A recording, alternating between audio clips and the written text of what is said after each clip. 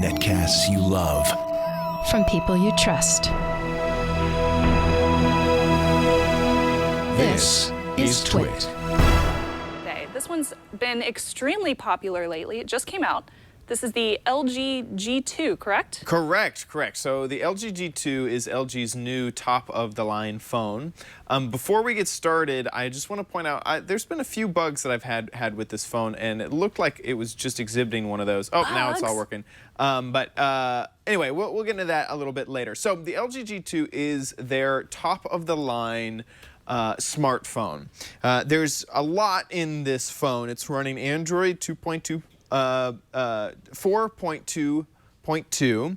It has a really large display coming in at 5.2 inches. It looks gorgeous, too. It is, and this is a 1080p display. So this is coming in at 423 ppi, so higher than Retina resolution. Wow.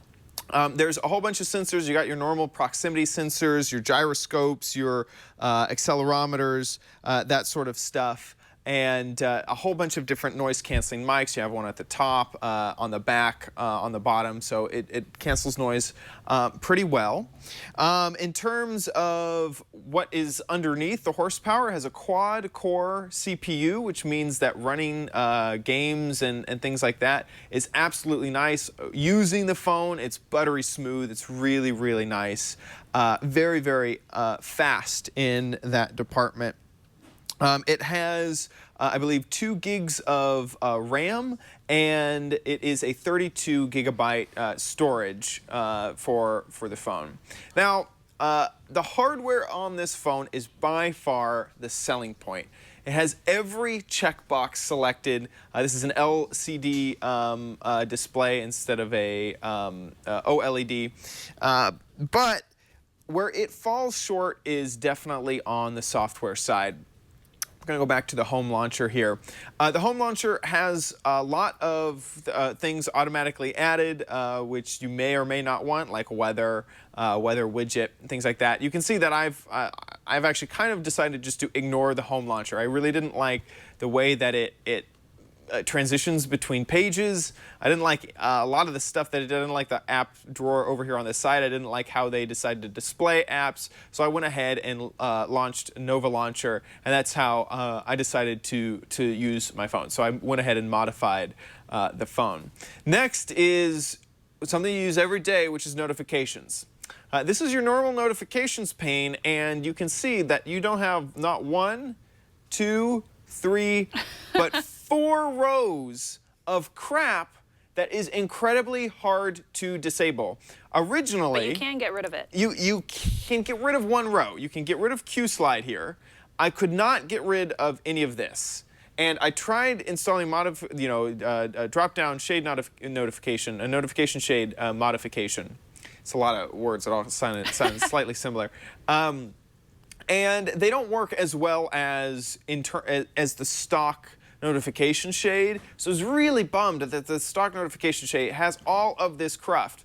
One thing is this Q-Slide, which when I got the phone, either I did not realize what Q-Slide was, or it was edited out. So if Q-Slide is gone, and we can go back, now that button is gone from this menu, so I can't get rid of Q-Slide. You would think that if you took it out of this first menu up here, it would just delete out of here. Q-Slide is sort of like a basic app tray, another app tray in your notifications. But this is only for apps that they've approved. There's no way to add your own apps. This is only for apps that they have approved. And what they do, what they do is, let's say with Calculator here, it's an app that hovers over. There's no, you can't, and once again, this is kind of why you need their approved apps. This is the Calculator. You can do some things like adjust opacity. So if, let's say that you were in some sort of, you were texting with a friend and you wanted to use the Calculator, but then move it out of the way and read the threaded conversation and then bring it back. You could do something like that. It has a whole bunch of other, and also just to point out, because I didn't know that this was a feature that I could get rid of for a long time because I had removed it from this area, let me just show you the dumbest thing in the world. You would think that if you removed all of these apps, so they're all gone, that tray would suck up and it's gone. But no, you're left with a gigantic edit button because it's still there. You'd think if I remove all of these Q slide apps, I don't want any of them. Okay, let's make that thing go away. No, you still get this ginormous edit button that you cannot get rid of, which was a huge bummer. On top of that, I normally have a few programs running all the time that take up a notification, like BitTorrent Sync, Trillion, which is my chat service, and Audible.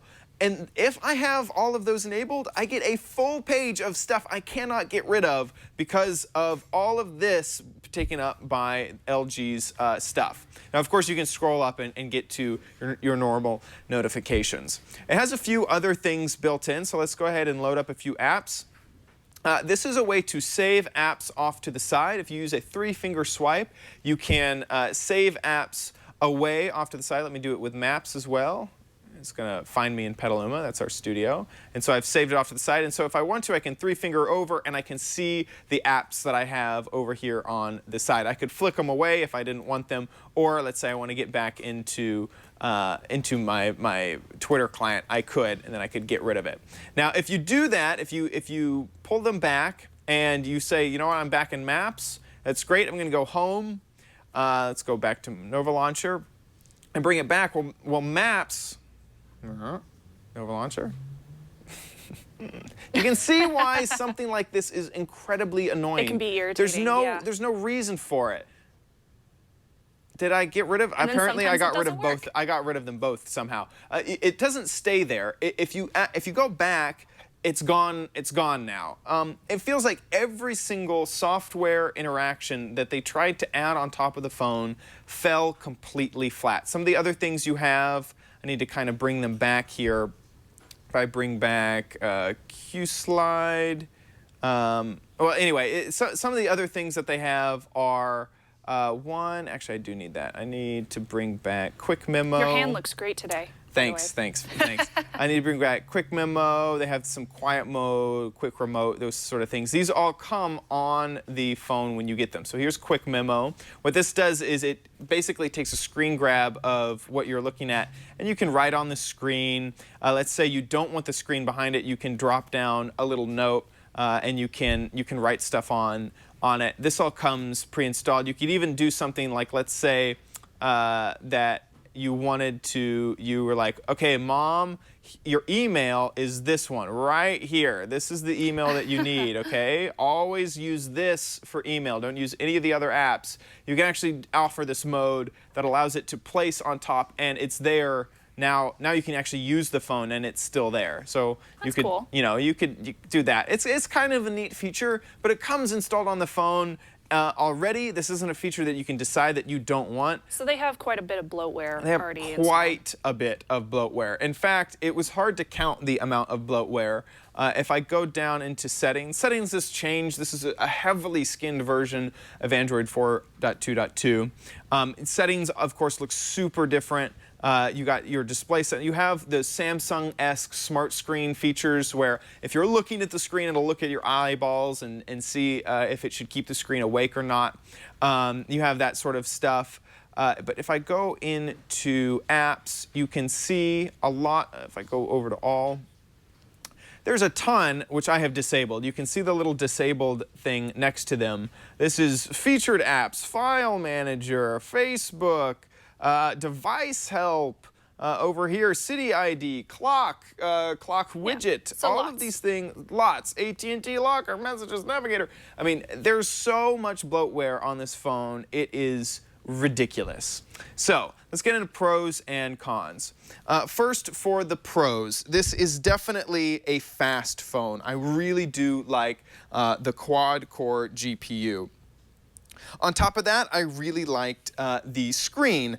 It was a really high resolution device, higher than Retina, and that definitely had me on board. And then finally is battery life. I found that there's a 3,000 mAh battery in here, and I just loved it. I was never worried that I was going to run out of battery. In fact, sometimes one day I forgot to plug it in at night, and I managed to coax an entire extra day out of the phone. I was definitely heavily like turning down the screen and making sure that apps weren't running, but I managed to get 2 days out of the phone, so battery life is not an issue. And that's with average use? And that's with average use. I mean, that's with me using, I mean, you can tell I've been using this as my sole phone for the past 2 weeks. Okay, so for the cons, any of the software that LG put onto this phone took away from the experience immensely. Everything from settings to the home launcher to even the unlocker. They've added the stupidest looking lock screen. Here's this bug that I keep running into. For some reason, it's not detecting all of my finger swipes at once. It seems like if the haptech has screwed it all up.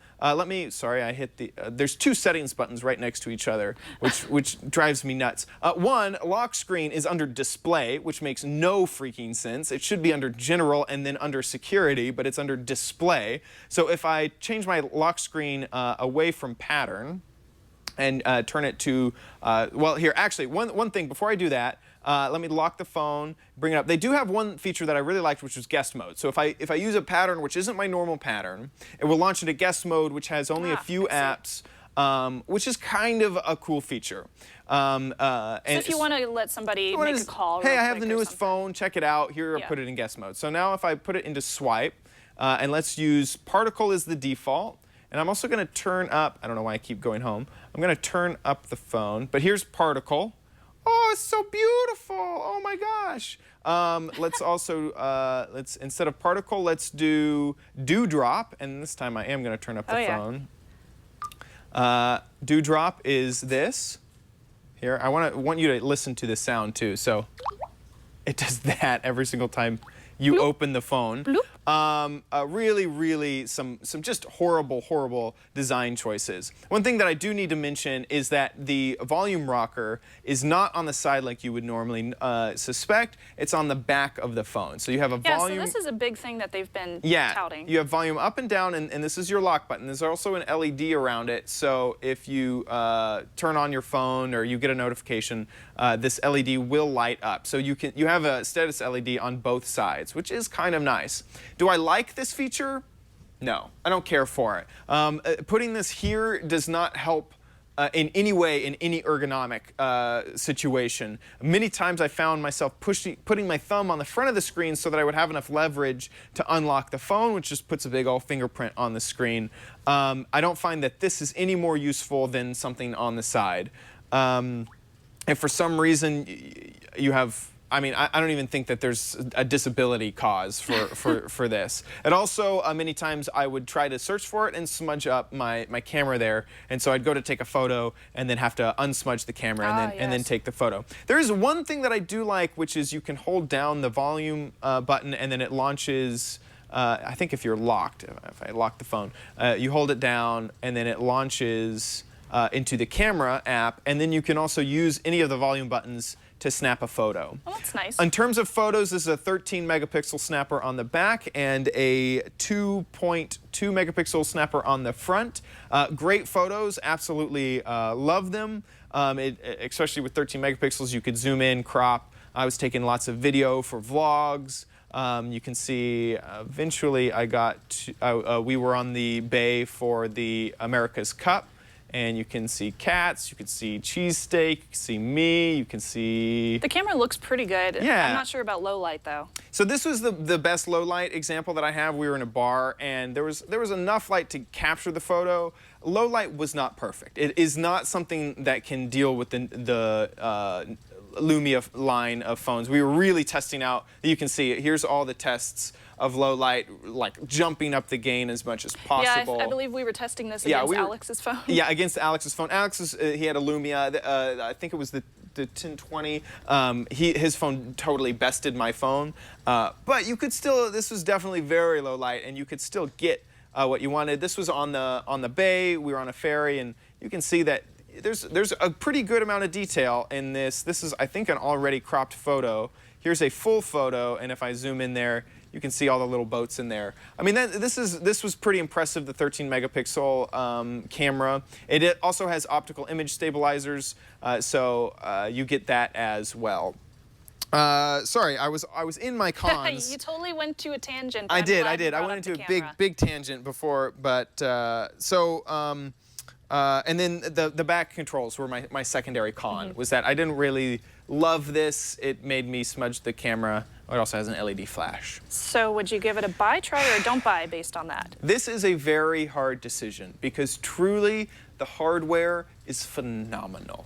The software makes this device the worst device ever. I would not suggest this to anyone who has a career, unless if your career happens to be in the pink section at the Walmart toys, because it's just too cute. It's too fluffy. Unless if you're going to modify. I've heard that from more than one guy the heck here. out of this phone. Unless if you want to change your launcher, change your lock screen, change your drop down, change everything about this phone, and you are sophisticated enough to do all of those things, that's the only way that I would suggest this phone. So, on the top, buy, try, don't buy, this is a don't buy. The software just takes this phone to a level that is way below the standard level of flagship phones. Don't buy. If you are someone who can modify, who doesn't mind ROMing this phone or changing tons of settings, spending hours changing settings, which is what I had to do to get this to a usable state, then it is a try. But that is just about it for the review of the LG G2, and this is on AT&T. Okay. I'm a little bit surprised that you gave it a don't buy first off. It's unfortunately and then a try. LG's own fault because the software is so unusable, Yeah. so bloated, so horrible, and unuser-friendly, just not needed. I think when you have such nice hardware, it's always true fact. I mean, just leave it stock Android. Just leave it stock. Don't put the bloatware on there, and you have something good there. Yep. But if you want to buy this and root this phone and put a clean mod on it, I'd so suggest it because hardware is the glass is Gorilla Glass 2. It's not Gorilla Glass 3. It's Gorilla Glass 2, and it's nicely kind of chamfered on the edges. Feels great in the hand. Yeah.